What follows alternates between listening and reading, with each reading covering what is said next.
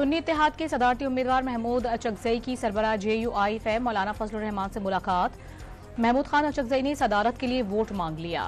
नए सदर ममलिकत के लिए आसिफ अली जरदारी और महमूद अचकजई के कागजात नामजदगी जमा।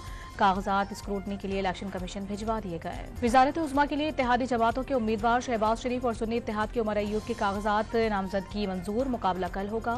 सरफराज बुकनी ने वज़ीर आला बलोचिस्तान का हलफ उठा लिया। पहाड़ों पर मौजूद नौजवान तशद्दुद तर्क करके वापस आ जाएं। वज़ीर आला की पेशकश। अली अमीन गंडापुर ने वज़ीर आला खैबर पख्तूनख्वा की जिम्मेदारियां संभाल ली। चीफ सेक्रेटरी और IG के साथ पहली मीटिंग भी कर ली।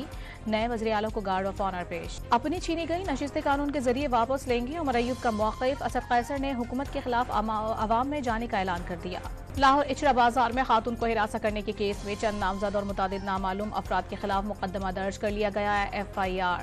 बहरिया टाउन फेज 2 जाम शोरों की जानिब से महकमा जंगलात की जमीन पर कब्जे का इंकशाफ। तहकीकाती टीम ने कब्जे में मदद करने वाले अफसरान के खिलाफ कार्रवाई की सिफारिश कर दी। खैबर पख्तूनख्वा में बारिशों के दौरान मुख्तलिफ हादसात के बाइस 17 अमवात रिकॉर्ड। 23 जख्मी, 21 मकानात तबाह। PDMA की रिपोर्ट। चकवाल में कलर कहार के करीब मोटरवे पर बारिश और धुंध के बाइस मुतादिद गाड़ियां आपस में टकरा गईं। एक ड्राइवर जख्मी, कई गाड़ियों को नुकसान पहुंचा। और PSL 9 में ज़ल्मी और कलंदर्स का मैच बारिश के बाइस शुरू ही ना हो सका। दोनों टीमों को एक एक पॉइंट मिल गया।